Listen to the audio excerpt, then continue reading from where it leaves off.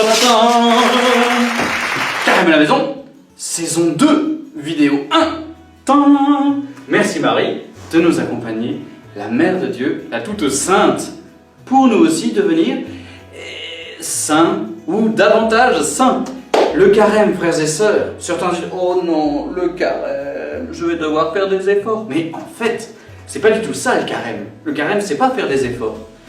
Le carême, c'est ouvrir un chemin de vie, mais pas une petite vie à 2 sesterces, une vraie vie spirituelle, une vie de vraie joie. Et donc, les vraies joies impliquent de se poser la question, mais quelles sont mes vraies joies ?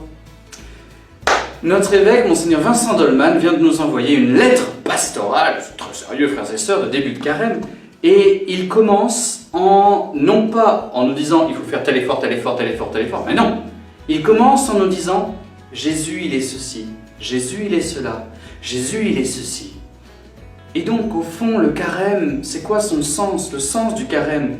Mais c'est de laisser à Jésus, l'envoyé de Dieu, le Fils de Dieu, le transfiguré, le Sauveur, mais plus de place en notre vie pour que nous soyons plus pleinement heureux. Voilà, ça va avoir des petites conséquences pratiques.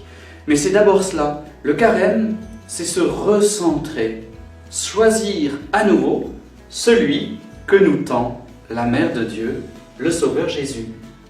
Et on voit que le Sauveur Jésus tient dans sa main un livre, parce que souvent, eh bien, c'est par la connaissance, par les lectures, par la parole, qu'adviennent en nous les réalités du ciel.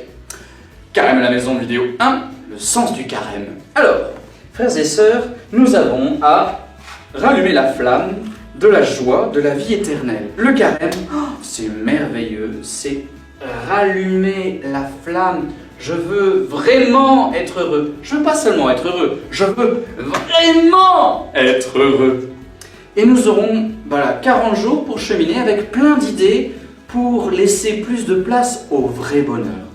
Toujours dans sa lettre pastorale, Monseigneur Dolman nous redit donc l'importance notamment de la lecture et il nous invite pourquoi pas à lire la lettre que le pape, la lettre pastorale du pape, tout le monde écrit des lettres pastorales, la lettre que le pape a écrite pour l'entrée en carême qui développe ses vertus, 3 grandes vertus de bonheur, la foi, l'espérance, la charité. Ça pourrait être une lecture intéressante.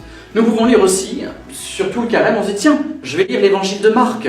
Et donc je me prends un petit bout chaque jour pour me laisser pénétrer.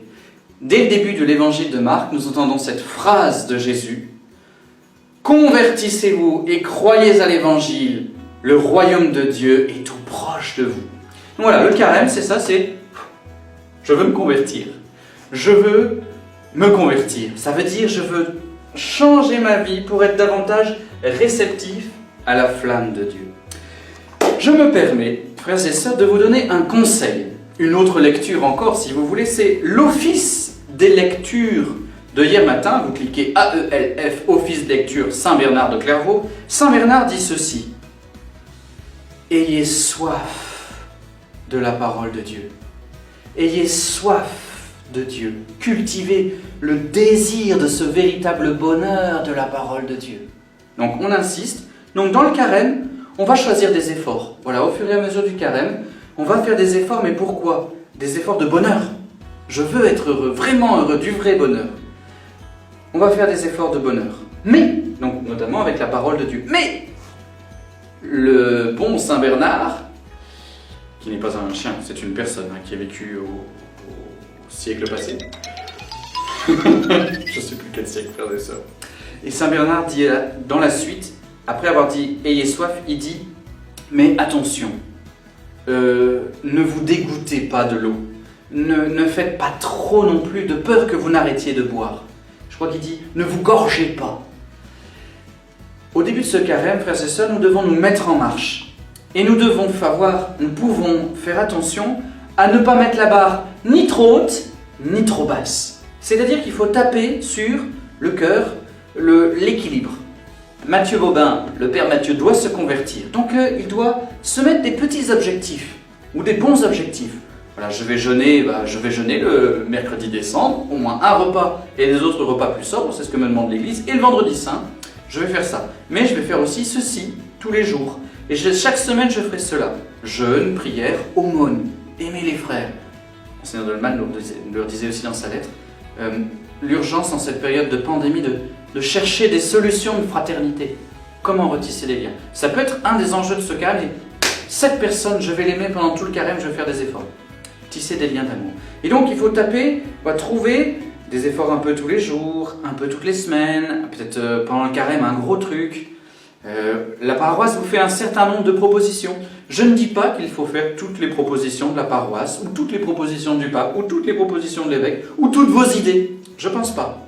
Je crois que nous devons chacun nous poser devant Dieu avec la Vierge Marie. On réfléchit, Seigneur, à quoi tu m'appelles? À quoi tu m'appelles? Et on décide de notre carême, peut-être pas, on ne décide pas tout d'un coup, mais voilà, on mûrit des petites décisions d'amour, ce que nous ferons pour grandir dans la foi, l'espérance, la charité, la prière, le jeûne, l'aumône. Voilà, allez, je vais faire les dimanches après-midi, le Saint-Joseph. Tiens, je vais garder les 3 minutes. Tiens, je vais lire la lettre du pape. Tiens, je vais aller aider ma voisine. De manière régulière, vous voyez, frères et sœurs, on ne peut pas tout faire, mais on ne peut pas non plus ne rien faire. Je vous invite à vous laisser toucher au cœur en ce mercredi des cendres. Réfléchissons avec Dieu en ce temps de jeûne, on est tourné vers les réalités spirituelles et non pas matérielles. Réfléchissons avec Dieu à quel bonheur véritable je suis appelé. Qu'est-ce que je dois arrêter? Est-ce que je dois arrêter la télé? Est-ce que je dois arrêter la nourriture? Enfin, toute la nourriture, c'est sûr, il faut être équilibré. Est-ce que je dois arrêter ceci? Est-ce que je dois arrêter cela? Telle fréquentation, tel Facebook, tel Internet, tel je ne sais pas quoi. On a un peu de temps. Je vous invite à ne pas prendre toutes vos décisions aujourd'hui et au fur et à mesure des semaines de carême à réévaluer en disant « Oh, j'ai tapé trop haut, oh, j'ai tapé trop bas ». Et au fur et à mesure, on dit « Allez, voilà, c'est ça que le Seigneur demande ». Et après, on s'y tient. Et on va jusqu'au bout de l'amour. Et vous le savez, frères et sœurs, une petite carotte à la fin de cette vidéo. Pourquoi Jésus fait 40 jours de jeûne et de prière dans le désert? Pour se préparer aux 3 ans d'amour. Il va donner sa vie, c'est l'œuvre de sa vie. Et Dieu, par lui, en lui, va faire des merveilles sur la terre. Et Dieu veut faire des merveilles à travers vous. Et pour la vie éternelle aussi. Alors, voilà, ce temps de carême, c'est un temps de croissance spirituelle, de préparation de merveilles. On rechoisit l'essentiel. On rechoisit Dieu, les frères et sœurs.